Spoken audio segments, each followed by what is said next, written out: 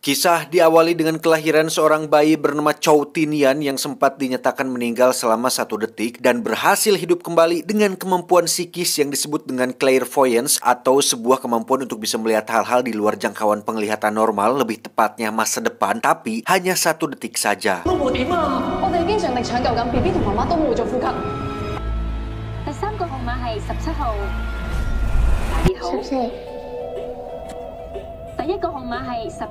Sang ayah pun menggunakan kemampuan Chow untuk bermain judi, tapi sayang 1 detik tidaklah cukup untuk membuat beliau bisa menang karena permainan judi memiliki aturan-aturan tertentu yang tidak bisa hanya mengandalkan kemampuan 1 detik saja.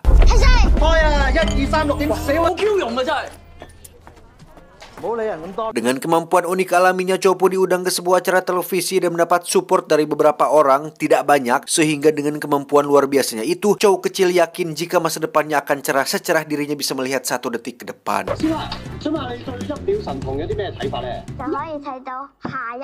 Dan inilah 1 Second Champion. Ini adalah Chow yang sekarang faktanya kemampuan uniknya itu tidaklah membuat perbedaan atau perubahan besar pada hidupnya. Chow sudah memiliki seorang anak laki-laki dan hanya bekerja sebagai seorang pelayan di bar dengan gaji yang tidak seberapa.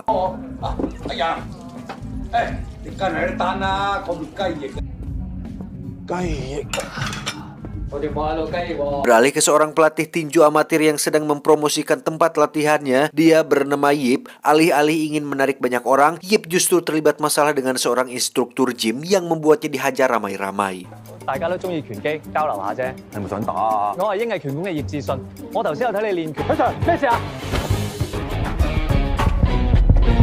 Kembali pada Chow yang didatangi oleh para debt collector buntut dari pinjaman online yang tak kunjung dilunasi. Untuk kesekian kalinya Chow menggunakan kemampuan 1 detik masa depannya agar bisa menghindari pukulan demi pukulan yang dilayangkan, yang momen tersebut berhasil disaksikan secara langsung oleh si Yip yang kebetulan baru tiba di sana.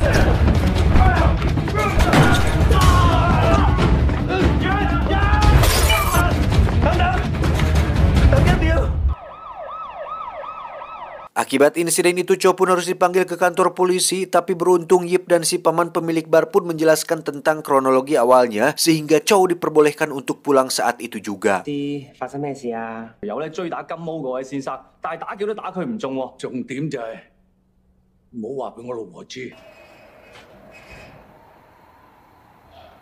Melihat potensi besar pada diri Chow, Ye pun mencoba untuk mengajaknya bergabung di tempat pelatihannya, yang karena Chow menolak, Ye pun memberikan kartu namanya berharap suatu hari nanti Chow akan tertarik.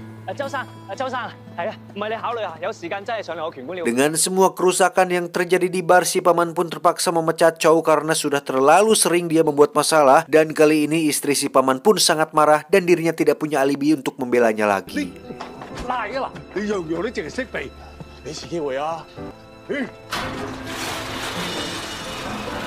Pada akhirnya Chow pun datang ke tempat latihan boxing Yip, di mana dia bersedia berlatih dan menjadi petarungnya asalkan dibayar dengan bayaran yang cukup kaharti.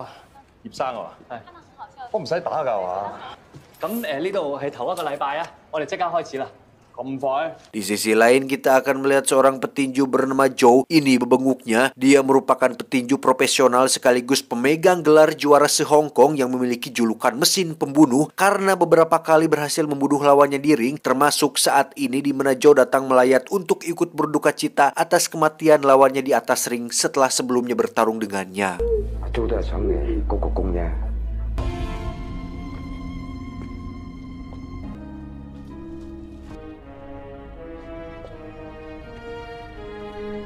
Kembali ke Chow, hari pertama latihan dia datang terlambat dengan alasan mengantar anaknya ke sekolah. Saat latihan pun dia nampak cungah-cangeh atau malas-malasan karena memang tidak punya basic skill tinju, sekaligus tidak punya motivasi kuat untuk bisa atau mau untuk bertinju. Yang Chow inginkan hanyalah uang dan bertahan hidup.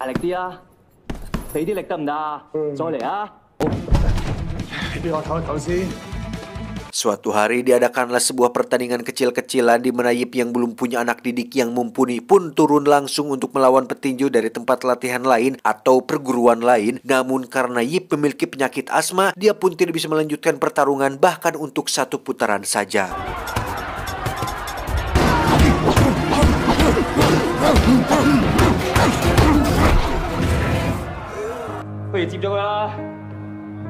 Akibatnya, Yip dan perguruannya pun diejek habis-habisan karena terlalu lemah dan tidak layak tarung, di mana Chow yang melihat hal itu pun merasa sangat panas dan akhirnya naik ke atas ring dengan skill tinju seadanya.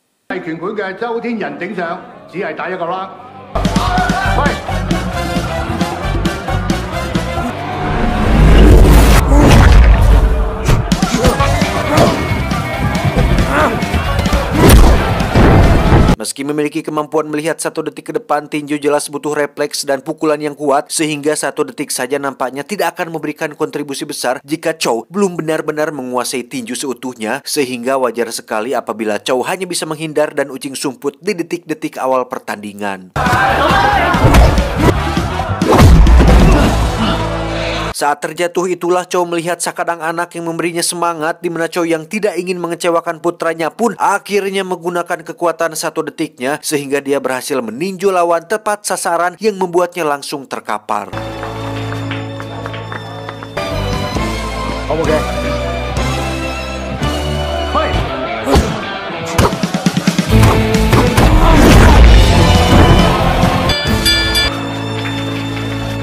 Saat pulang, Chow akhirnya jujur jika dia memiliki kekuatan 1 detik melihat masa depan dan sempat terkenal masuk televisi ketika masih kecil. Yip pun mengujinya dengan meminta Chow untuk menebak gambar atau angka pada koin, dan selama 7 kali berturut-turut, Chow bisa menebaknya sehingga Yip akhirnya percaya jika Chow memiliki kekuatan luar biasa tersebut.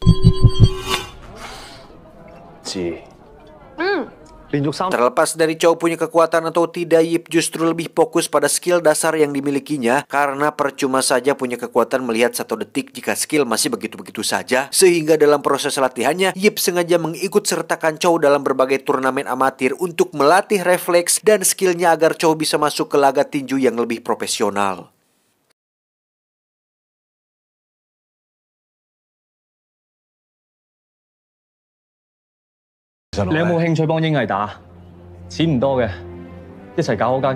Satu tahun berlalu, kini penampilan Chow berubah dengan rambut yang menjerepet ke pinggir. Juga skill tinjunya kini setiap serangannya tidak hanya mengandalkan kekuatannya saja, tetapi refleks dan gerakan hasil latihan pun menjadi penentu kemenangan dalam setiap pertandingannya.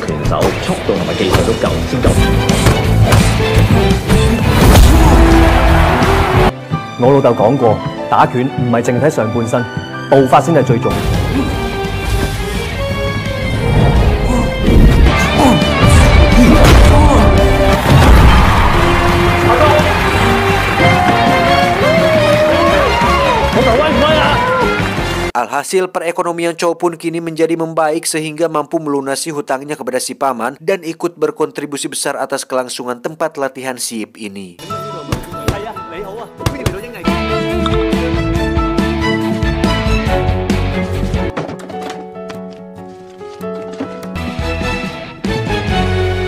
Suatu hari diadakanlah pertandingan lumayan pro dengan seorang petinju yang merupakan anggota dari asosiasi tinju setempat. Kita panggil saja Samsul. Ini orangnya. Samsul benar-benar dibuat kewalahan dengan Chow yang seberapa cepat dia menghindar, Chow tetap bisa menebaknya sehingga dia nekat akan menggunakan kepala untuk mengalahkannya, tetapi gagal setelah Chow berhasil mengetahui niatnya tersebut.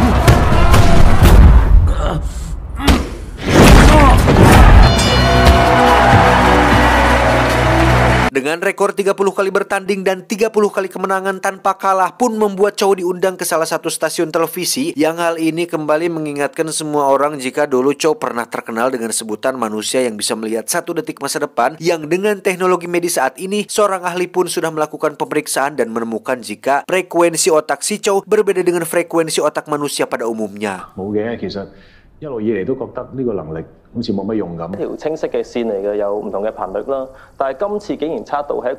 Sementara itu kita akan melihat si Samsul yang masih tidak terima dengan kekalahan dirinya. Sebagai anak dari salah satu anggota asosiasi tinju, dia pun komplain kepada pihak asosiasi untuk melarang Chow mengikuti laga tinju dengan alasan jika otaknya tidak normal dan tidak layak untuk bertinju.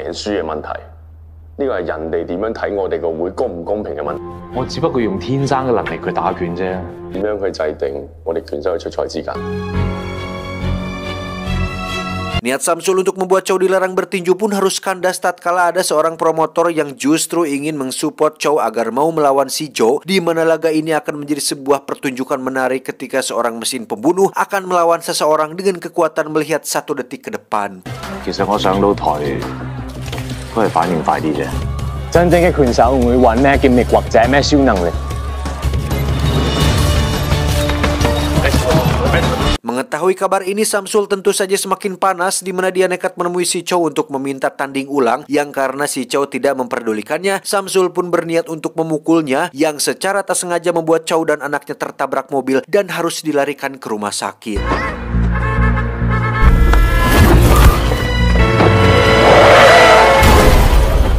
Dalam insiden itu, Chow mengalami benturan yang cukup keras pada bagian kepala hingga dokter kini menyatakan jika frekuensi si Chow kini sudah normal, yang berarti dia sudah tidak memiliki kekuatan lagi. Namun dengan semangat ingin membuat anaknya bangga, Chow pun tetap melakukan latihan dan justru memperketat latihannya supaya bisa menghadapi si Joe tanpa embel-embel kekuatan 1 detiknya.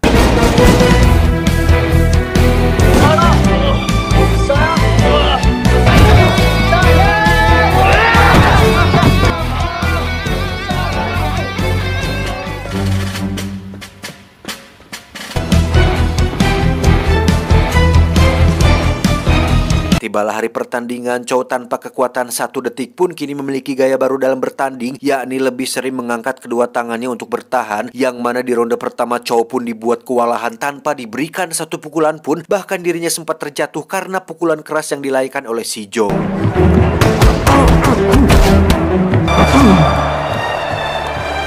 Boss， 天人係因為交通意外關係，佢有機會已經冇呢個能力㗎啦。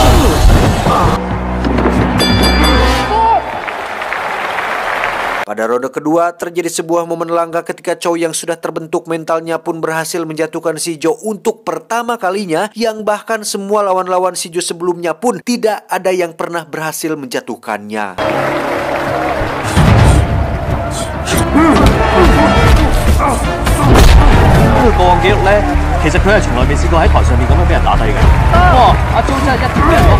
Pertarungan pun berlangsung sengit ketika Chow berhasil bertahan sampai ronde ke-10, yang mana diketahui jika semua lawannya si Joe rata-rata hanya mampu bertahan sampai ronde ke-5. Entah si Joe yang terlalu kuat atau semua lawan-lawannya terlalu lemah, entahlah. Namun betapa babak belurnya dia dan betapapun seringnya dia terjatuh, Chow tetap akan bangkit, bukan karena ingin menang dan meraih gelar juara, melainkan hanya tidak ingin membuat anaknya kecewa.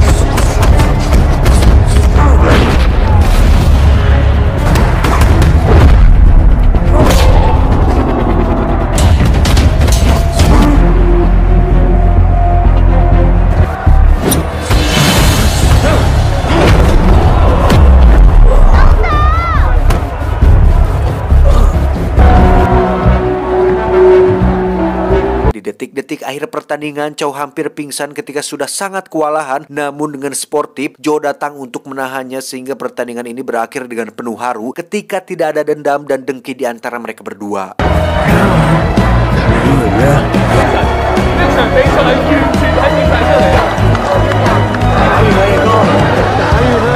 Meski Joe menang dan tetap memegang gelar juara se-Hong Kong, Chow sama sekali tidak merasa rendah diri dan merasa bahagia karena bisa sampai sejauh ini pun dia sudah sangat bersyukur dan beruntung masih hidup oleh si Joe yang katanya seorang pembunuh bayarin. Seorang mesin pembunuh.